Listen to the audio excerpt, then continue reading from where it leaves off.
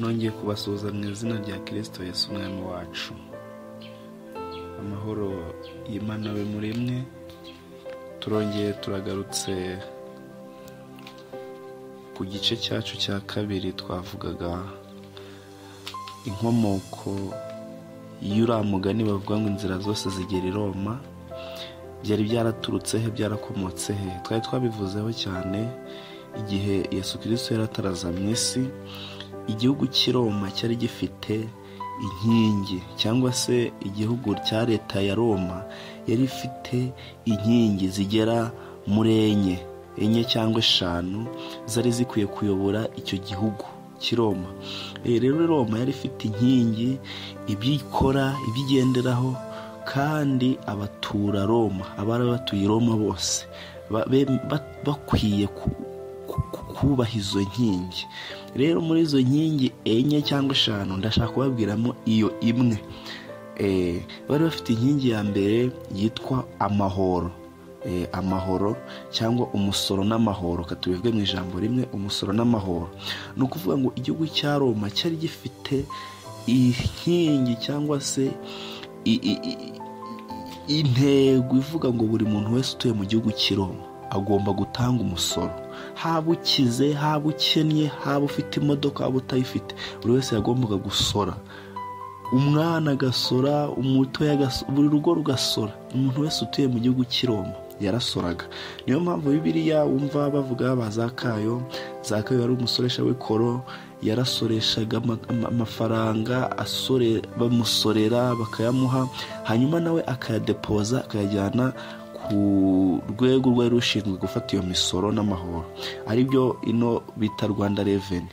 Ariko i Roma ho abari bashinzwe gufata iyo misoro harimo Zakayo. Niwe Bibiliya cyane ivuga, kuko niwe musoresha w'ikoro wahuye na Yesu, hanyuma Yesu akamubabarira ibyaha. Nitumubishaka muzatubwira nabyo tubivugeho, tuvuge kuri uwo musoro n'amahoro. Abantu bari bakoragamo bari bameze bate, bari bafite iki, bari bakomotse hehe? Inkingi ya kabiri yitwa umutekano. Numva nta gihugu na kimwe cyabaho kidafite intego cyangwa inkingi y'umutekano. Igihugu cy'i Roma ntabwo cyashakaga umwiryane, ntabwo cyashakaga amahane, ntabwo cyashakaga intambara. Icyo cyari gishaka ko abaturage bose batuye i Roma bagomba kugira umutekano usesuye, buri wese akaba ari freedom. Nta kintu na kimwe cyabuza umuturage wo mu gihugu cy'i Roma umutekano. Iyo yari inkingi ya kabiri. Inkingi ya gatatu yari iterambere. Uko leta y'i Roma yategekaga ko batanga umusoro bakagira amahoro, yateganyaga ko buri muturage wese agomba gutera imbere, agakora kugira ngo yiteze imbere, bakazamurana babandi bakiri hasi cyane, bakabafasha kuzamuka kugira ngo nabo batere imbere, hanyuma igihugu cyabo gikomere, kibe igihugu kidasanzwe. Kuko iyo igihugu gifite abaturage bari gutera imbere, gifite abantu benshi bateye imbere, ni ukuvuga ngo icyo gihugu kiba kiri mu bihugu bidasanzwe, igihugu kitabarizwamo ubukene. Kuko umuhanda wose wari mu gihugu cy'i Roma, mubyumve neza, igihugu cy'i Roma ugomba kunyura mu mujyi. Sizi ko muri kubyumva neza. Umuhanda wose wari mu gihugu cyose cy'i Roma wagombaga guca i Roma. Urugero, tushobora kuvuga ngo buri muhanda wose uri mu gihugu cy'u Rwanda ugomba, utabajije, utiriwe ubaza ngo ngiye aho uhagaze, wabaga uzi icyerekezo cy'umujyi wa Roma aho uri, ukagenda utabajije, ukaba uzi ko urasorera mu mujyi w'i Roma. Rero tekereza ahantu uri, reba n'ahantu uhagaze, naho uri kunyumva wicaye, utabajije, uwo muhanda ubona unyuramo ugiye ku isoko, ugiye guhaha, ugiye ku ishuri, ugiye mu kazi, ugiye hehe, uwo muhanda unyuramo utabajije ukaba ugiye ugeze Kigali, mu mujyi wa Kigali. Nawe niko wari umeze. Rero umuhanda wose uri mu gihugu cy'i Roma wagendaga ukanyura mu mujyi w'i Roma. Umudugudu wabaga ufite umuhanda, wabaga ugeze mu mujyi w'i Roma. Akagari kabaga gafite umuhanda, ukaba ugeze mu mujyi i Roma. Iyi mihanda yose ni ukuvuga ngo yaturukaga mu mpande zitandukanye nyinshi cyane, hanyuma ngo zigahurira mu mujyi i Roma. niyo mpamvu abantu bavuga ngo hari abantu bakunda kuvuga ngo zenguruka duhure, abantu bakavuga ngo ni umukandara. Urabona hari imihanda igenda ikazenguruka ikanyura kure, ariko hari aho imihanda ihurira ari myinshi.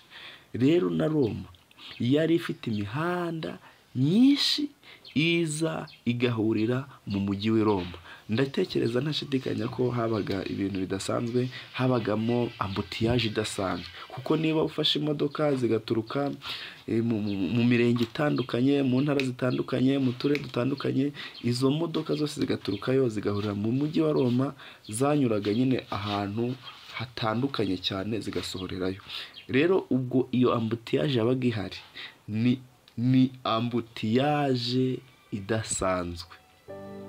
Rero iyi nkingi cyangwa se iyi nkingi yo kuva mu muhanda wose ugera i Roma, kwari kugira ngo babone uburyo bwiza bwo kugenda basoresha bya bintu byabo, basoresha imisoro, basoresha amahoro, kugira ngo umuntu uzajya uturuka mu mujyi w'i Roma hagati, kuko niho hari abategetsi, icyiciro cy'abategetsi, umuntu ugiye gusoresha mu ntara y'i Galilaya kure, agende muri wa muhanda agereyo anagaruke, atiriwe avunika cyane ngo azamuke imisozi acuruke indi, hari umuhanda uturukayo ukagerayo.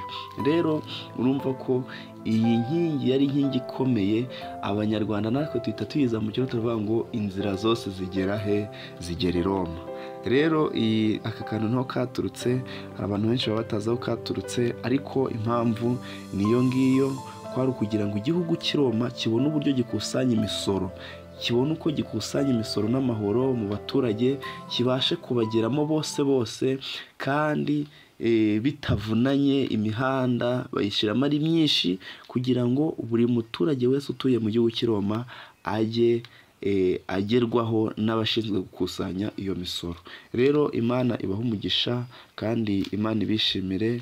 Ndabashimiye ko mukomeje kudushyigikira, mukomeze muduhe inkunga yanyu, mudukurikirane kuri channel yacu Yesu ni Umwami TV, izajya ibagezaho ibiganiro bigiye bitandukanye.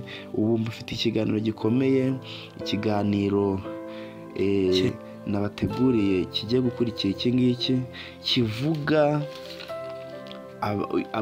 Bibiliya ivuga, hari indirimbo bakunda kuvuga ngo uyu murimo dukora ni umucyo w'Abayuda. Rero uwo mucyo w'Abayuda warimo abantu batandukanye, ingero z'ubwoko butandukanye. Ndashaka ko ikiganiro gikurikira turavuga ngo ese Abayuda bari bande, bari bameze gute, ni ubuhe bwoko bwari muri abo Bayuda, bari bameze gute, n'iki bari bafite twe tudafite, cyangwa se n'iki bari bafite natwe twabafatiyeho tukaba tugikora kuri uyu munsi wa none. Umwami Yesu abaha umugisha, ariko sinasoza ntabasoma ijambo ry'Imana riri mu gitabo cy'Abaroma igice cya 16 umurongo wa 24. Handitse ngo ubuntu bw'Umwami wacu Yesu Kristo bubane namwe mwese. Amen. Ndabashimiye cyane. Umwami wacu Yesu Kristo